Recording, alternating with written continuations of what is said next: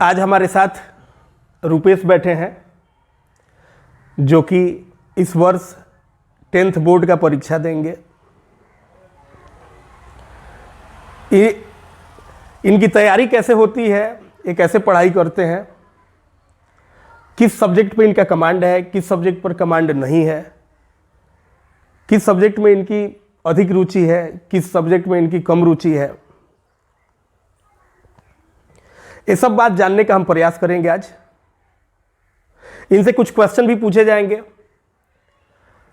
और क्वेश्चन इनसे होंगे, लेकिन यदि आप भी 10th का परीक्षा देने वाले हैं तो समझिएगा यह क्वेश्चन आपसे भी पूछे जा रहे हैं। बात हम इनसे करेंगे, लेकिन आपको ऐसे सोचना है बात आपसे हो रही है। इसका बेनिफिट जितने स्टूडेंट्स इस वीडियो को देखने वाले हैं सबको होगी। जितने बोर्ड का एग्जाम इस साल देने वाले हैं 10th बोर्ड का, बिहार बोर्ड से, सबको बेनिफिट होने वाला है इस वीडियो के माध्यम से।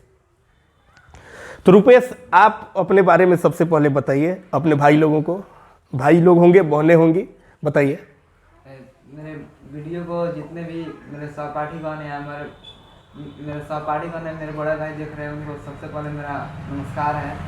और मेरा नाम रुपेश है और मैं आधारशिला क्लासेज से अपनी पढ़ाई बड़ी मेहनत और लगन से शुरू करता हूँ और इनको बारी बारी ढंग से सब विषयों को समझाया जाता है और शिक्षकों का सबसे महत्वपूर्ण योगदान रहता है। और इसके माध्यम से मैं अपने पढ़ाई को इस हिसाब से करना चाहता हूँ कि अपने समाज को और अपने आप को अधिक से अधिक बेहतर बना सकूँ।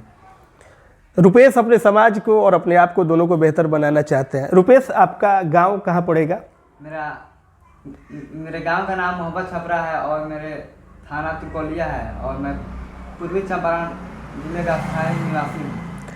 रुपेश का गांव तुरकोलिया के पास है और वहाँ से मुझे लगता है यहाँ का जो जिला मुख्यालय है मोतिहारी, उसकी दूरी कम है अपेक्षा संग्रामपुर से। लेकिन रुपेश ने आधारशिला को चुना और इन्होंने आधारशिला में तैयारी करी। पहले वहाँ भी तैयारी किए हैं और बाद में इनकी तैयारी यहाँ से पूरी हुई है। आप क्या एम रखे हैं इस बोर्ड परीक्षा में? आप कितना अंक का आपका सपना है प्राप्त करने का? मेरे मेहनत पर डिपेंड करता है कि मैं कितना पढ़ूं, लेकिन मेरे अंतिम लक्ष्य है कि मैं ऐसा अपने रिजल्ट को बेहतर बनाऊं कि मैं जहां से गिरूं वहां से रिकॉर्ड शुरू हो जाए और मेरे रिजल्ट स्टेट टॉपर में जाए और मेरे शिक्षकों का सबसे अधिक योगदान रहने का मुझे पूरी उम्मीद है कि मैं। रुपेश टॉपर बनने का बात कर रहे हैं।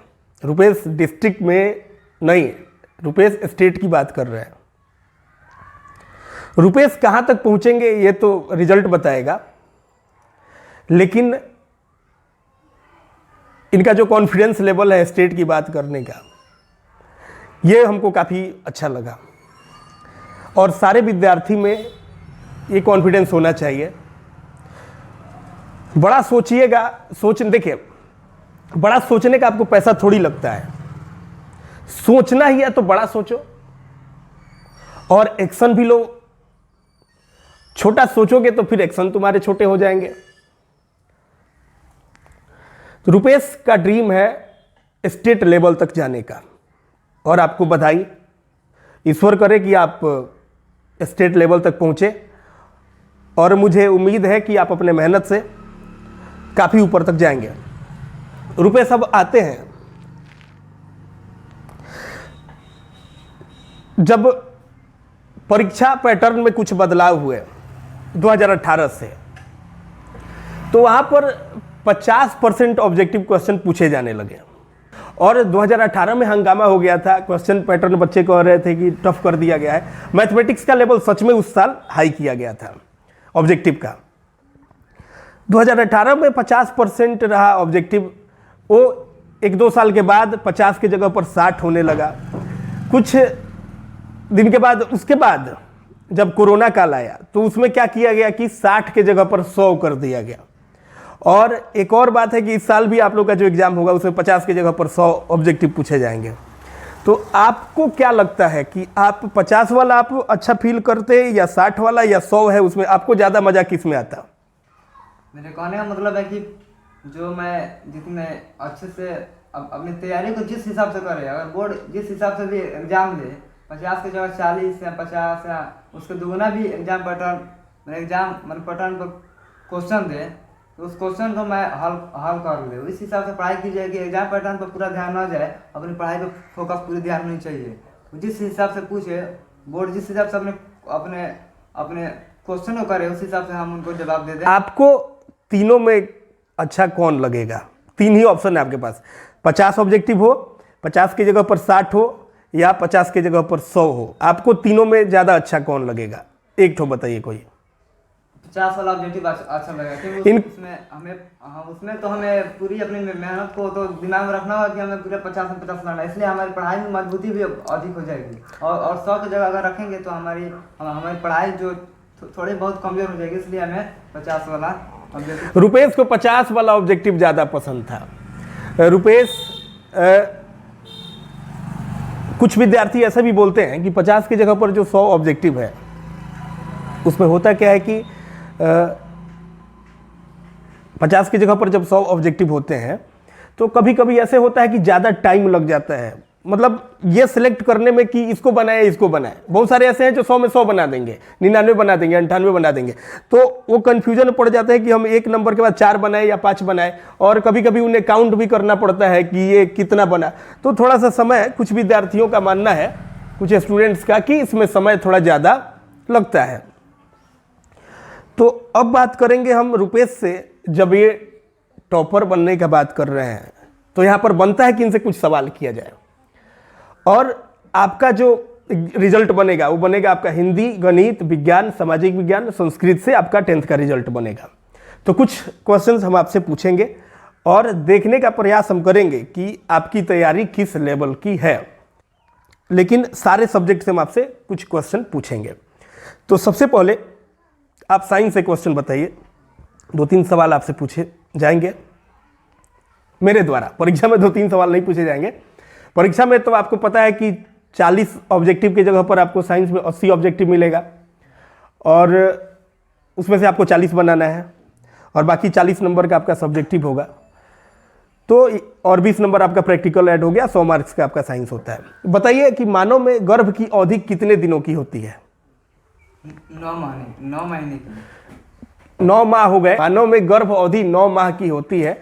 9 माह यानी दिन में उसको कन्वर्ट कीजिएगा तो 270 दिन। 270 दिन, ठीक है, सही जवाब है आपका, 9 माह की होती है। अब बताइए कि फार्मिक अम्ल का IUPAC नाम बताइए। मेथेनोइक अम्ल। फार्मिक अम्ल का IUPAC नाम मेथेनोइक अम्ल है। 100% सही आपका आंसर है। आप बताइए विद्युत धारा का मात्रक बताइए। विद्युत धारा का मात्रक एम्पियर होता है। रुपेश का यह भी आंसर सही है, इसके लिए एक ताली तो बनती ही है। अब चलेंगे, आपको लेके चलेंगे मैथमेटिक्स की तरफ। अच्छा, मैथमेटिक्स में चलने से पहले हम आपसे ये जानना चाहेंगे आपका फेवरेट सब्जेक्ट कौन है? मैथमेटिक्स है इनका फेवरेट सब्जेक्ट। रुपेश का फेवरेट सब्जेक्ट मैथमेटिक्स है। तो जब फेवरेट सब्जेक्ट है तो इससे क्वेश्चन भी ज़्यादा पूछा जाएगा आपसे। मैथ रुपेश को बहुत पसंद है। आप बताइए, एक द्विघात समीकरण में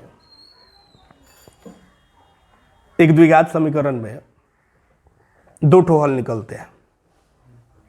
2 ठो हल निकलते हैं ना, तो ये बराबर हल कब निकलता है? जब A1 बटा A2 बटा द्विघात समीकरण में पूछ रहे हैं, ध्यान रखिए। तो इसका जो सार बनता है ना, D बराबर B² - 4AC बराबर 0 होना चाहिए। B² - 4AC बराबर 0 होना चाहिए। वहाँ पर D का मतलब सार्वंतर नहीं है, वहाँ D का मतलब विवेचक या विविधकर से है। B² - 4AC बराबर 0। जब 0 के बराबर हो तो उस द्विघात समीकरण का 2 ठो हल,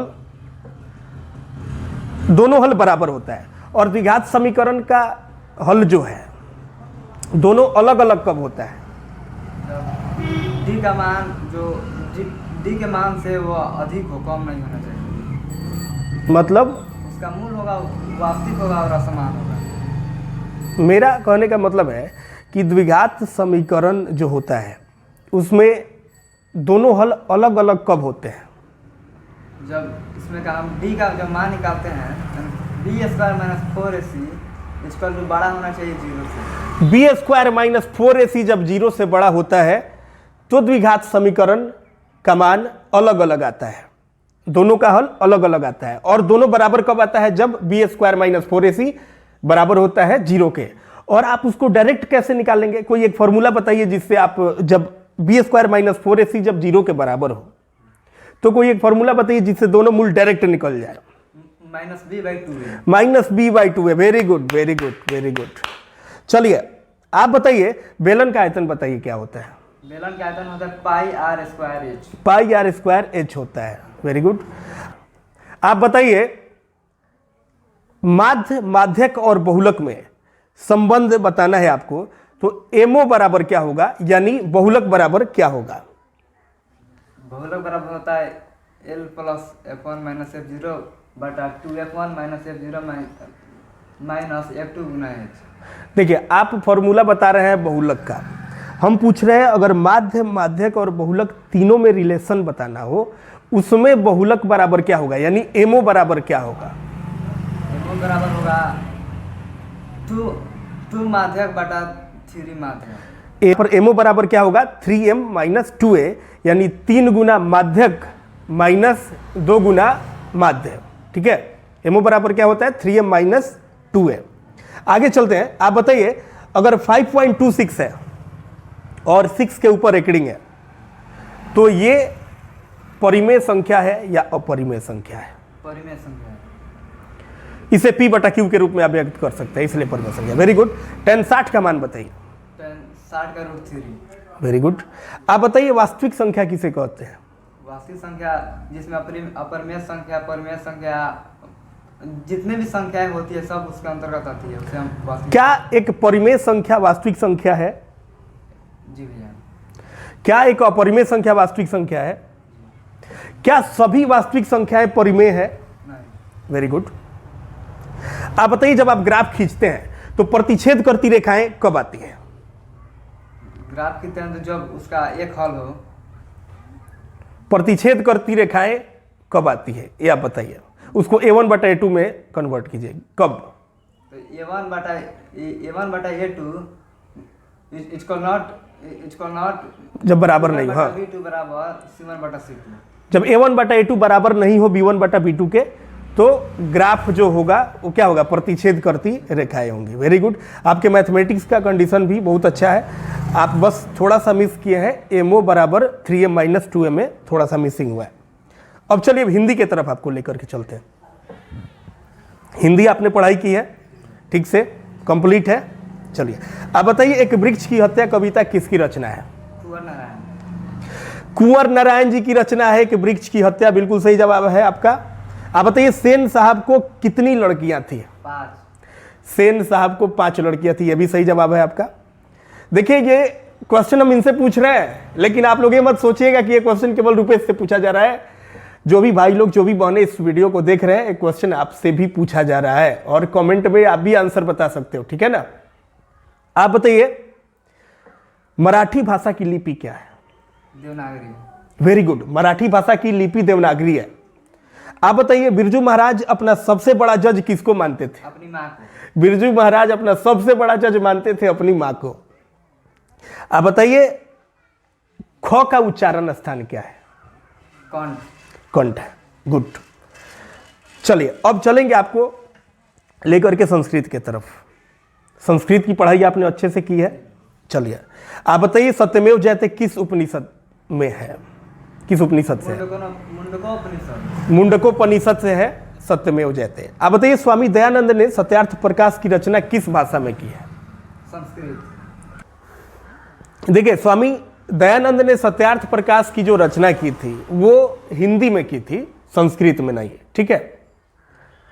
आप बताइए रुपेश राम प्रवेश राम की प्रतिष्ठा कहाँ थी? केंद्रीय लोक सेवा एग्जाम परीक्षा में, वहाँ पर भी उन्होंने उन्नत स्थान प्राप्त किया। और अपने राज्य में? अपने राज्य में भी किया, अपने महाविद्यालय में भी किया, अपने। हाँ बिल्कुल सही, वेरी गुड। आप बताइए वेदांग की संख्या कितनी है? वेदांग 6 है। वेदांग 6 और वेद? 4 है। वेद 4 बता रहे हैं रुपेश और वेदांग 6 बता रहे हैं, बिल्कुल सही है। आगे बढ़ते हैं, अब आपको लेके चलते हैं सामाजिक विज्ञान की तरफ। आप सामाजिक विज्ञान की आपकी तैयारी अच्छी हुई है ना? अच्छी हुई है, बहुत अच्छी हुई है, बहुत अच्छी हुई है। चलिए, लाल सेना का गठन किसने किया था? ट्रोट्स्की ने। ट्रोट्स्की। आप बताइए बांग्लादेश का निर्माण कब हुआ? 1948। बांग्लादेश का निर्माण बताइए। 1952। रुपेश, बांग्लादेश का निर्माण ना ही 1948 में हुआ ना 1952 में हुआ। बांग्लादेश का निर्माण 1971 में हुआ। और बांग्लादेश का निर्माण कहने का मतलब बांग्लादेश पाकिस्तान से आज़ाद हुआ 1971 में। ठीक है, चलिए गुड। अंकोर वाट का मंदिर कहाँ है? कंबोडिया। अंकोर वाट का मंदिर कंबोडिया में स्थित है। अब बताइए विश्व पर्यावरण दिवस कब मनाया जाता है? 5 जून को विश्व पर्यावरण दिवस मनाया जाता है। Very good Rupesh. और मैंने जितने भी क्वेश्चंस आपसे किए हैं उसमें एक आध को छोड़ करके आपने सबका उत्तर सही दिया है। और आपको जहां मिसिंग है, हो सकता है कि आप फर्स्ट टाइम कैमरे के सामने बोल रहे हैं, हो सकता है आपके दिमाग से उतर रहा हो, लेकिन आपने बहुत खूबसूरत उत्तर दिया है, बहुत सही तरीके से उत्तर दिया है। आपको परेशानी नहीं हो रही है, आप टाइम नहीं ले रहे हो, आप में किसी प्रकार का हेजिटेशन नहीं है। और आपके उज्जवल भविष्य की बहुत बहुत शुभकामना। आप बेहतर अंक प्राप्त करें। और केवल बेहतर अंक प्राप्त करने से नहीं होगा, आपको खुद को बेहतर बनाना है। खुद को बेहतर बनाइएगा तो उससे समाज भी बेहतर होगा। और अपना संस्कार हमेशा अच्छा रखना है, अपने पेरेंट्स का हमेशा सम्मान करना है, अपने गुरुजनों का हमेशा सम्मान करना है, आदर भाव रखना है। जब यहाँ पर पढ़ रहे हैं तब भी, जब यहाँ पर नहीं पढ़ेंगे, आगे जब चले जाएंगे तब भी गुरु के प्रति श्रद्धा अपनी हमेशा रखनी है। अपने पेरेंट्स का सम्मान हमेशा करना है, क्योंकि आप जो भी हैं, जो भी बनेंगे, उनका सबसे बड़ा योगदान होगा। आप जिस फील्ड में जाएं, आप जो भी करें, उसमें उस ऊंचाई तक पहुँचे जहाँ तक पहुँचने का आपका सपना है। आसमान छू लीजिए, लेकिन जहाँ भी रहिए अपने संस्कार को नहीं भूलना है, अपनी संस्कृति को नहीं भूलना है ना। और आपको नए वर्ष की हार्दिक शुभकामनाएं। बहुत बहुत धन्यवाद। आपको भी। Thank you, thank you, thank you.